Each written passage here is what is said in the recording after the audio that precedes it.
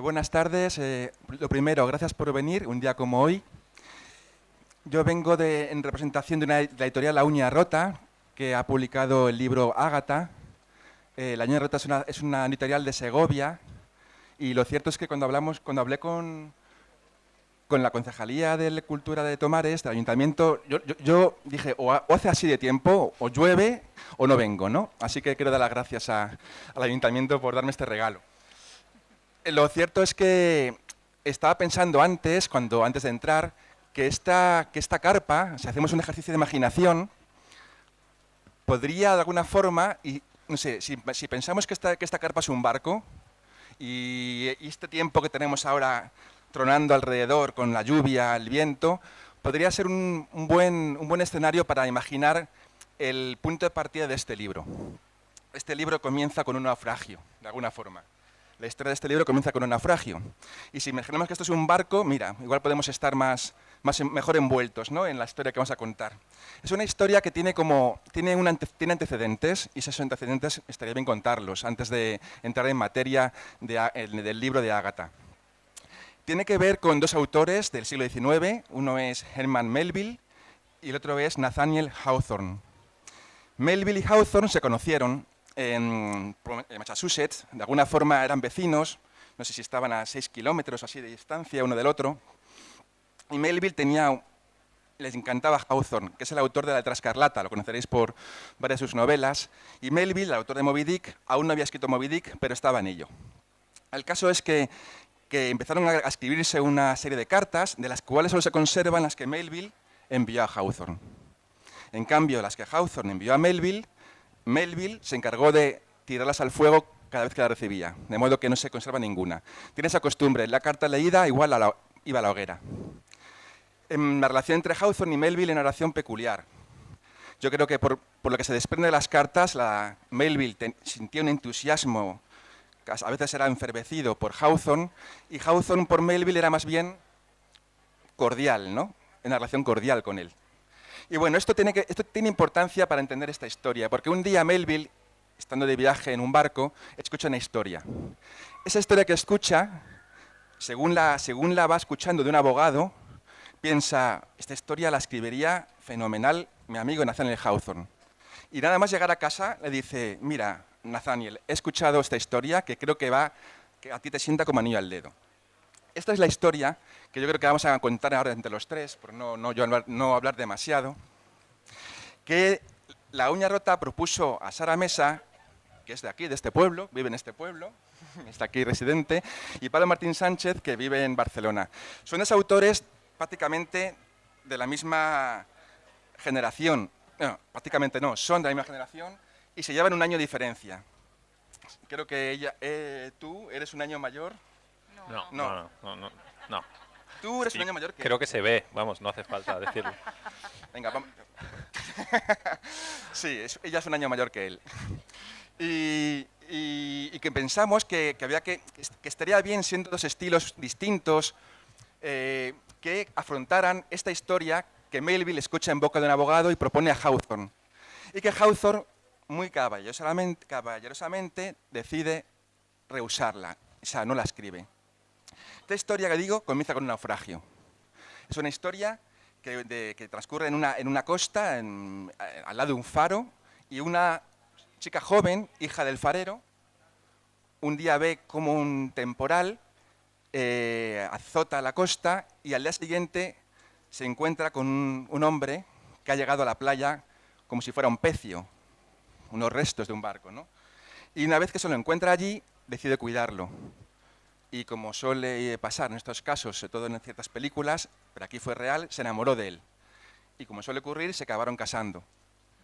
Y como a veces ocurre, él un día le dice que se va a marchar a hacer unos asuntos y se marcha, pero no vuelve hasta, ¿cuántos años después? 17. 17 años después. Cuando ha vuelto 17 años después, se encuentra con que esa mujer que abandonó tiene una hija. Pues cuando la abandonó estaba embarazada. Y ahí empieza de alguna forma una historia que Melville creía que Hawthorne podía escribirla, pero no la escribió, como he dicho antes. Y Melville le dijo, bueno, voy a escribirla yo. Hay una teoría que dice que Melville la escribió efectivamente y otra teoría que dice que no, que nunca la escribió. En cualquier caso, ahora está escrita. Y está escrita por Pablo Martín Sánchez, es una versión que ha dado de esa historia, y por Sara Mesa, que es otra versión que ha dado de esa historia. Así que esa es la historia, ese es el juego que plantea este libro. Y a partir de aquí ya vamos a hablar del libro, ¿no? ¿Se parece? Bueno, voy a hacer una pregunta, porque para los escritores, en general, cuando escriben una novela, cuando escriben un libro, parten de una serie de materiales, ¿no? Que pueden ser autobiográficos, pueden ser, digamos, que vivenciales, pero para otra persona, etcétera, pero digamos que lo va haciendo suyo. ¿Cómo veis esto de que se encarga un relato del siglo XIX, además, para escribirlo ahora, hoy día, en el siglo XXI? ¿Cómo lo veis? ¿Queréis hablar de ello? Sí. Sí, claro. Sara. ¿Yo? ¿Sí? Sí. Por mayor, ¿no? Porque es un año mayor. Por Porque soy un autóctona. año mayor, empiezo yo. Bueno, buenas tardes. Muchas gracias a todos los que estáis aquí, que nos acompañáis en este día tan apacible. Y gracias a la Feria del Libro de Tomares por darle cobijo a nuestra Ágata y traernos aquí para hablar de ella. Yo tengo que decir que gracias a Ágata tuve que desdecirme de algo que había dicho durante mucho tiempo, bueno, mucho, algunas veces, que era que yo nunca iba a hacer un libro por encargo, porque siempre, para mí, escribir supone de alguna manera un pequeño acto de libertad, es mi espacio de libertad. Entonces, claro, que te encarguen un libro y que te den un tema sobre el que escribir, me sonaba que ya iba a coartar esa libertad y que no me iba a sentir cómoda, ¿no? Sin embargo, el día que me llamaron los editores de La Uña Rota para proponerme escribir la historia de Ágata, me quedé pensando. Yo todavía no había leído la carta de Melville, me mandaron el libro de las cartas, que lo tienen ellos publicado también, y leí la carta y la verdad que la historia me resultó extremadamente sugerente, a pesar, como él dice, que es una historia que se ambienta en el siglo XIX y que para mí eso era un reto, puesto que yo no he escrito nunca nada ambientado en el pasado, ¿no? Y eso conlleva un trabajo de documentación al que yo no estaba acostumbrada y tal, ¿no? Pero la historia en sí, extrayendo la semilla de la historia, esa historia de abandono, de sorpresa, esa historia luego de reconstrucción de la memoria, sí que se ajustaba mucho al tipo de cosas que yo suelo escribir o que me interesan, ¿no? Entonces lo que yo pensé fue, vale, tengo este guión que realmente no son 4 o 5, pero no son muchos, son varios datos que Melville da. Voy a barrer y voy a llevarlo a mi propio terreno para escribir con esto algo que cualquier persona que me haya leído, que haya leído otros libros, diga, esta historia se nota que la ha escrito Sara Mesa, ¿no? Se nota que es su mundo, no ha tenido que salir de su universo para escribir esto. Así que bueno, tuve que vencer las dificultades inherentes a que sea una historia del 19, a que sea una historia que algunas cosas ya me venían dadas, pero cogí libertad en todo lo demás y me sentí, la verdad, que muy bien escribiendo esta historia. Es un libro que le tengo muchísimo cariño, es lo más reciente que he escrito y es muy mío y no me gustaría que pasara inadvertido, ¿no? por su pequeño tamaño. Esperemos que no, ¿no? Esperemos que no. Sí, luego entraremos un poco en detalle de la historia, de cómo lo han enfocado, pero ¿qué es eso de que te encarguen y digas que sí? Sí, bueno, gracias también a todos por estar aquí y a Carlos por presentarnos. Yo, quizá un poco a diferencia de Sara Mesa, me gustan los encargos porque me obligan a escribir, ¿no? Si no, cuando escribo las cosas que yo quiero escribir, igual me dilato mucho en el tiempo, soy un escritor lento, no sé si perezoso, y en cambio cuando tengo una fecha de entrega y un encargo claro, pues es cuando igual se activa más mi imaginación. Y en este caso, la verdad es que cuando me lo propusieron tanto Carlos como Mario, que es otro de los editores de La Uña Rota, yo tenía ya previsto un viaje a Nottingham para pasar un verano y aprender inglés. Y cuando descubrí que Melville y Hawthorne se habían visto por última vez en Nottingham, no en Nottingham, en Liverpool, pero muy cerquita de Nottingham, dije, pues ya está, ya tengo la historia, ¿no? Voy a investigar sobre ese último encuentro y voy a intentar reconstruir esta historia, la historia de Ágata, a partir del último momento en que se encontraron o se vieron Melville y Hawthorne, ¿no? Y ahí inmediatamente pues dije que sí. Y me fui a Nottingham con mi mujer, que aparece en el cuento además también. Ella siempre dice que sale muy mal parada, que queda muy mal, pero yo creo que no, que al revés, que es la inteligente del cuento. porque es la que no se cree nada de lo que le cuentan al narrador, y en cambio el narrador, sería un trasunto mío, pues se lo cree todo y cree descubrir el manuscrito que Melville llegó a escribir, o que quizá escribió Hawthorne, o que quizá escribió un viejete que se hizo pasar por cualquiera de los dos, ¿no? Y lo que decía Sara también de la investigación, a mí siempre me ha gustado, ¿no? Investigar, documentarme, y cuando escribí esto, pues leí mucho a Melville, leí mucho a Hawthorne y aprendí, por ejemplo, mucho vocabulario marítimo, que me ha permitido entender eso que ha dicho antes Carlos de los pecios, ¿no? Que son esos trozos de un naufragio que quedan, que creo que también se les puede llamar derelictos. Y eso lo aprendí gracias al encargo de La Uña Rota y a leer mucho sobre lenguaje marítimo, que luego lo he olvidado casi todo, pero que está en el texto que ha publicado La Uña Rota. El relato que se supone que escribió Melville y que no se encuentra o se ha perdido o nunca escribió en realidad, sí que en cambio tenía un título, porque el título de alguna forma también lo deja entrever Melville, que es La Isla de la Cruz. La Isla de la Cruz. A mí lo que me sorprendió como editor cuando leí los dos relatos resultantes de este experimento fue como ambos, siendo una historia ajena, lo llevaron a un terreno muy suyo, sí, particularmente suyo, y que a su vez de alguna forma se apropiaron de una historia que hay que decir que es verídica. O sea, esta historia que aquí se cuenta es real, ahí está documentado, ahí hubo un juicio, hay documentos de ese juicio, hay un veredicto y tiene que ver también con aquello de lo testamentario, ¿no? Se puede decir, tiene que ver con eso, con lo testamentario, en tanto que Ágata, que es la protagonista de esta historia, Ágata, que es la madre, yo diría madre coraje si no fuera una madre, un concepto ya demasiado utilizado y además yo creo que desde mi punto de vista mal utilizado. Pero es una madre que tiene que criar a su hija sola, ¿no?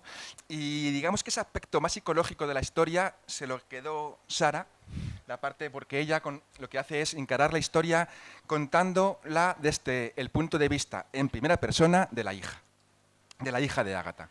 En cambio, Pablo, que hay que decirlo, bueno, él es el único miembro de este país del Ulipo. El Ulipo es un grupo de escritores franceses, y no solo franceses, pero que es radicado en Francia, que tienen como premisa, por resumirlo así muy rápidamente, el juego como forma de literatura. Entonces él es el único, es curioso como la obra que él presenta es una obra en primera persona, que transcurre en el tiempo hoy día, en el tiempo, como ha dicho, en un viaje con su pareja a Inglaterra, y luego hace un juego donde pone en cuestión la autoría de ese manuscrito que se encuentra, que es el de la Isla de la Cruz. Y digo ese juego de autoría porque eso también es muy del Ulipo, ¿no? Jugar con la autoría de los textos. Nunca se sabe muy bien quién ha escrito una cosa u otra. Juegan mucho con confundir ese concepto de autor, ¿no? Entonces, en ese sentido, cuéntanos un poco el proceso. ¿Cómo llegaste, por un lado, a la hija y cómo llegaste a ese manuscrito que no se sabe quién lo escribió? Si Melville, Hawthorne. Bueno, yo creo, a ver, una cosa que nos ha dicho Carlos y que me parece interesante es que sepáis que cada uno escribimos nuestra versión por nuestro lado y acordamos no contarnos nada. De hecho, cuando acabamos, lo mandamos a los editores y fue cuando ellos nos dieron, digamos, el visto bueno cuando leímos la parte del otro, ¿no? ¿Por qué decidimos hacer eso? Bueno, yo creo que para no contaminarnos, porque inevitablemente si tú ves lo que está haciendo la otra persona, como los escritores somos seres, por un lado, con una vanidad enorme, pero al mismo tiempo somos seres con unas dudas enormes, esa mezcla es explosiva. Entonces, claro, tú lees lo que está haciendo el otro y te da la sensación de que tú lo estás haciendo peor y necesitas hacerlo de otra manera y cambiaríamos, digamos, el ritmo de nuestra escritura. Así que decidimos preservar eso y creo que el resultado fue así mejor, porque sí que son dos versiones muy diferentes, porque somos dos escritores, me parece, muy diferentes, y lo bueno es que ambas versiones pueden dialogar entre ellas precisamente por eso, no compiten, no se puede decir, hombre, siempre habrá lectores que les guste más una que otra, eso es inevitable, pero no se puede decir una es mejor que otra porque son dos aproximaciones literarias con unos presupuestos totalmente distintos, ¿no? En mi caso, cuando me enfrento a una historia, tengo, digamos, los elementos, el guión, ¿no? Y siempre me pregunto, ¿desde dónde se cuenta esta historia? ¿Cómo la voy a contar? Porque las historias se pueden contar, la misma historia iba a decir mil, ¿no? De miles, de cientos de miles de maneras diferentes, ¿no? Y ahí está para mí el kit de la cuestión, cómo contamos las cosas. Y a mí siempre me gusta cada vez más ponerme un poco en la afuera y contar las cosas desde fuera. escogí a la hija precisamente por eso, ¿no? Porque era una historia, me parecía que era una historia muy de mujeres, puesto que el hombre, el padre, solamente aparece al final. ¿Qué ha pasado durante todo ese tiempo? Es una cosa que hay que elucubrar, pero que no se tiene clara, ¿no? Me parecía que era una historia de mujeres porque imaginaba yo que una chica de 17 años que no sabe quién es su padre, y como Melville no nos decía si le habían contado la verdad, oye, tu padre se fue y no volvió, o si le habían dicho una mentira, oye, tu padre murió, pues yo elegí la mentira y elegí que ella no sabía nada y que a los 17 años, cuando ya nadie espera que aparece un señor y dicen, mira, este es tu padre, ¿no? Entonces, elegí contar la historia desde el punto de vista de ella porque si os ponéis a pensar, cuando la madre, cuando Ágata recoge al náufrago, ha dicho él, era una mujer muy joven, yo me la imaginé muy, muy joven. Yo me imaginé una chica de 17 años, por ejemplo, o de 18 años, más o menos una edad similar a la que tiene la hija en el momento en que el padre vuelve, ¿no? De modo que la chica recoge al náufrago, lo cuida, se enamora de él, se casa al año después y luego al poco se queda embarazada y él se va. Pero cuando ese hombre vuelve, con quien se encuentra es con una hija que se parece muchísimo a su madre, es como una réplica, y una mujer ya en una edad más madura, y me parecía que de ahí se derivaban unos conflictos muy interesantes. Entonces, mi cabeza me llevó por ahí y conté la historia por ese lado, ¿no? Una perspectiva sí que es verdad más psicológica. Y la de Pablo es como, se puede decir que es más juguetona. Bueno, yo creo Lúdica. que cuando... Puede ser. Creo que para mí jugar habría sido también intentar escribir la historia como la ha escrito Sara, ¿no? Para mí también habría sido un juego, también habría sido un reto, pero también pensé que si me estabais pidiendo a mí escribir esta historia y se lo estabais pidiendo a Sara, también en el fondo, aunque no nos lo dijisteis, queríais un poco que estuviese nuestro sello de identidad. Y entonces sí que se me pasó por la cabeza explicar la historia, por ejemplo, desde Ágata, la voz de Ágata, o incluso desde la hija de Ágata, pero no lo hice. ¿Imaginas que hubiera pasado eso? Claro, podía haber pasado que hubiésemos al final escrito los dos la misma historia y hubiese sido muy parecida. Entonces dije, no, haz algo que sea como lo que tú más sueles hacer, ¿no? Y entonces pues se me ocurrió esta historia que un poco os he contado, que es una historia metaliteraria, juguetona, de una historia dentro de una historia, casi dentro de una historia, porque lo que yo en líneas así a grandes rasgos hice fue que, como decía Carlos, un autor hoy día se va a Nottingham y encuentra ese manuscrito porque se lo entrega a un viejito que es el nieto de el bedel de la embajada en la que trabajó realmente Hawthorne, ¿no? Por lo tanto, yo al final lo que hice fue escribir la historia que tal vez haya escrito un viejo imitando a Melville, imitando a Hawthorne. Entonces tuve que intentar yo mismo empaparme del estilo de Melville, del estilo de Hawthorne y del estilo de ese viejete que escribe en inglés una historia que yo he traducido al español.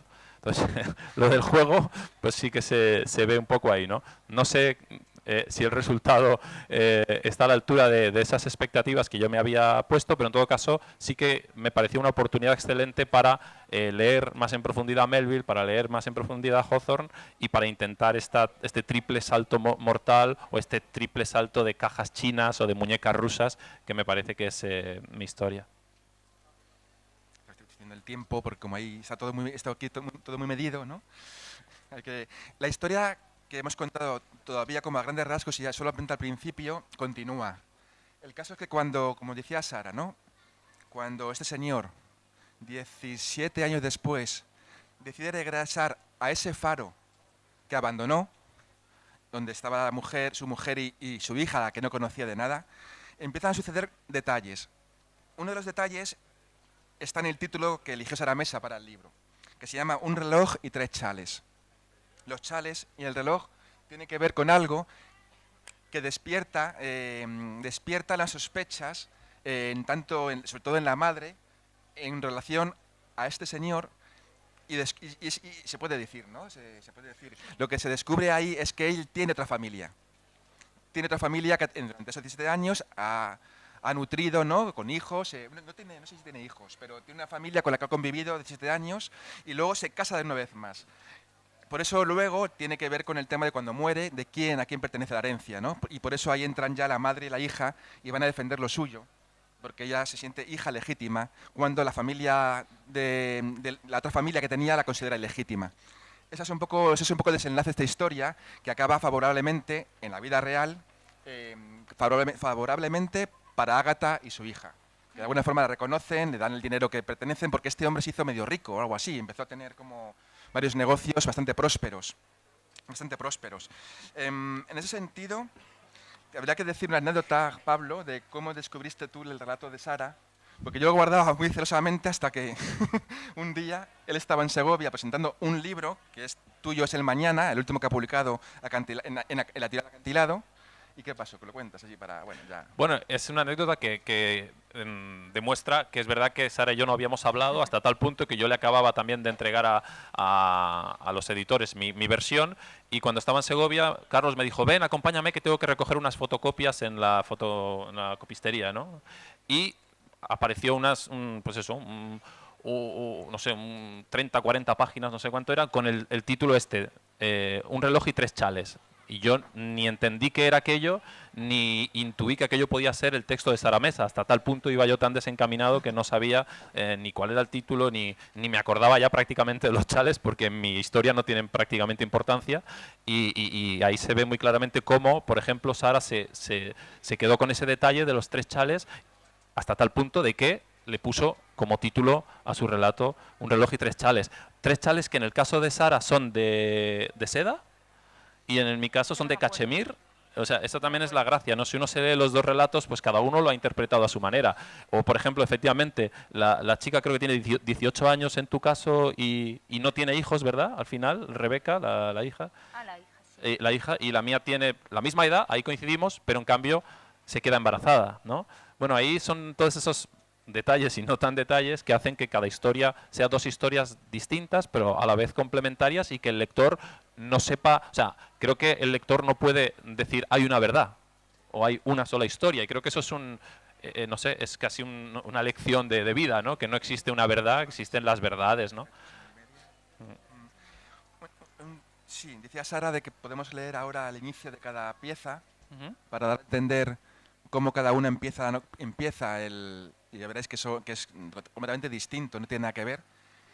Y estas diferencias... Solo un detalle, que los chales de Sara son de lana, lo acabo de ver aquí, lo tenía apuntado, son de lana, ¿no? Sí, porque tienes ahí un inventario de cómo cada uno describís, ¿no? Una serie de cosas. No sé, ¿quieres incluso ahora puedes decirla? Y Sí, luego bueno, o leemos y luego si acaso decimos, ¿no? Vale. Exactamente. Hay aquello. Hay que decir que el libro lo presentamos primero en Barcelona, que digamos que en mi casa, y ahora lo estamos presentando en casa de Sara. Así que... A ver, lo de los chales tiene importancia. Yo es que siempre soy de las que piensa que la importancia está en los detalles. Los chales tienen importancia porque da igual que fueran de seda o de cachemira o de lo que sea, pero la cosa es que estaban usados. Entonces es un regalo que trae el padre para la hija, y que la hija intuye que esos chales son de otra mujer, y ahí está, digamos, el hilo por el que hay que tirar para ver que ese hombre tiene otra historia, ¿no? Y lo interesante de la vida de este hombre es la cantidad de huecos que hay, ¿no? Y cómo eso se puede rellenar. El hombre efectivamente vuelve 17 años después, le dice, viene con dinero, le dice a su mujer y a su hija que se va a quedar con ellas para siempre, pasa una noche y al día siguiente se va. O sea, que eso no lo habíamos dicho. Y se va y vuelve a estar otra vez otro tiempo desaparecido, ¿no? Entonces, claro, es una historia que tiene tanto hueco y da tanto juego para rellenarla y escribir historias diferentes, posibilidades infinitas, ¿no? Entonces, ¿quieres leer el principio? Sí, yo creo que quizá como no nos queda mucho tiempo, y para que os hagáis una idea de, bueno, de qué va esto, ¿no? Pues se me ocurre sobre la marcha. Sí, me parece muy Podríamos leer cada uno, no sé, la primera página de nuestra versión y ahí lo dejamos, ¿no? ¿Quién empieza? ¿Empiezo yo? Vale. Relato, pues. Hasta los 16 años estuve convencida de que mi padre había muerto en un naufragio. Supuestamente sucedió durante una tormenta, meses antes de yo nacer. Así me lo contó mi madre cuando niña, y así lo creí a pie juntillas, sin dudarlo. Nada importaron los comentarios sarcásticos en la escuela, ni las palabras desprendidas con desdén de los labios de las viejas a mi paso. Fruto de la maldad humana, decía mi madre, no hagas caso. Después de todo, era verdad que mi padre había sido marinero, que los naufragios eran frecuentes en las agitadas aguas de Pembroke y que él mismo había conocido a mi madre a raíz de uno de ellos. Yo nací gracias a un naufragio, pero perdí a mi padre por culpa de otro. Esa era la leyenda, la del círculo que se cierra en el mismo punto en el que se abre. Y así la embellecía mi madre por las noches, contándomela en voz baja, en la cama. Pero, como suele pasar con las leyendas, aquella historia contenía una dosis de mentira y otra de verdad. Aún hoy, a mis 42 años, no sé discernir con claridad qué corresponde a cada parte, y soy incapaz, por tanto, de relatar una historia completa, sin fisuras. La limitación de mi mirada no consigue tampoco compensarse con lo que me contaron unos y otros, testimonios con demasiada frecuencia pudorosos y evasivos cuando no directamente contradictorios. Lo único que sé con certeza es que todos mintieron. Yo, a mi debido turno, también lo hice. Bien, ahí queda. Me acabo de dar cuenta que el personaje tiene 42 años, has dicho, ¿no? También, que prácticamente también. la edad que tendrás Tiene tú que este ver, ¿o año, no? ¿no? La edad que todavía no tengo. Dentro de 5 llegarás. Y mi historia empieza así. Voy a contar una historia increíble sobre una historia terrible. La historia de un escritor en pos de una historia. La historia de una mujer abandonada y la de un hombre que se casó 3 veces. Todo empezó a mediados de julio en Nottingham, donde mi mujer y yo estábamos pasando el verano tras intercambiar con una pareja de profesores nuestra casa de Barcelona. Uno de los libros que había metido en la maleta eran las cartas a Hawthorne de Herman Melville, publicadas por la editorial segoviana La Uña Rota. Fue allí donde oí hablar por primera vez de la historia de Ágata, una historia basada en hechos reales, que Melville le había ofrecido a Nathaniel Hawthorne en repetidas ocasiones y que el autor de La Letra Escarlata había declinado escribir. Al final, el propio Melville desarrolló la historia bajo el título de La Isla de la Cruz, se la entregó a su editor y recibió como respuesta un "I would prefer not to", si se me permite el guiño fácil, que lo llevaría a destruir supuestamente el manuscrito. La historia me fascinó desde el principio. No en vano, una de las mayores especialistas en la obra de Melville, Wynne Kelly, afirma que Ágata es la historia más fascinante que Melville jamás escribió. Puede que sea una de las historias más interesantes que jamás escribió Hawthorne y la historia más extraordinaria que Melville y Hawthorne jamás escribieron juntos. Y como el último encuentro entre ambos escritores había tenido lugar en Liverpool, según descubrí en las cartas a Hawthorne y corroboré en la Nottingham Central Library, no tardé en proponerle a mi mujer que fuéramos a pasar un fin de semana a la ciudad de los Beatles. Ya para ir terminando, no sé si queréis hacer alguna pregunta, podéis levantar la mano ya, está abierta la veda. Una última pregunta sería,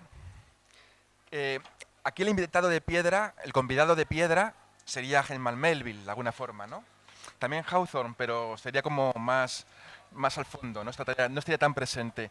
¿De alguna forma habéis sentido su presencia como presión, el peso que consiste, ¿no?, de Melville hoy día como autor consagradísimo en la literatura?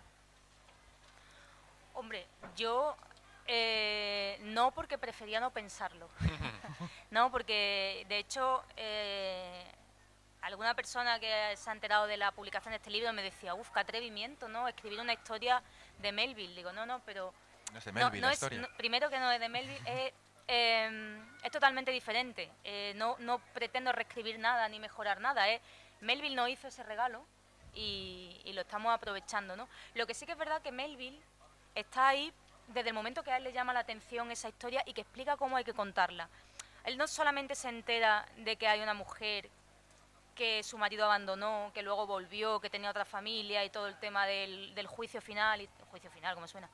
Del juicio y tal, que eso se lo explica él un abogado. No son los datos solamente fríos, desnudos, sino que él le dice a Hawthorne, le dice cómo él sugiere que podría escribirse el libro, ¿no? Entonces hay momentos que le dice, por ejemplo, se me ocurre que las chicas están andando por un acantilado. Y bueno, y entonces el tiempo está de esta manera. Pasan unas ovejas por allí abajo, ¿no?, por el acantilado. Yo no me acuerdo exactamente los detalles, pero le va dando detalles ya. Él está ya medio escribiendo el libro. Y esto pasa como cuando la gente te dice, oye, tengo una historia buenísima para que tú la escribas. Escríbela. Y te cuentan como si tú no tuvieras tus propias ideas, ¿no? Te cuentan, generosamente te cuentan sus ideas que a ti, en la gran mayoría de los casos, no te motivan a escribirla. Te puede interesar la historia, pero no te interesa escribirla. Sin embargo, quien debería escribirla es la persona que le ve potencial a eso.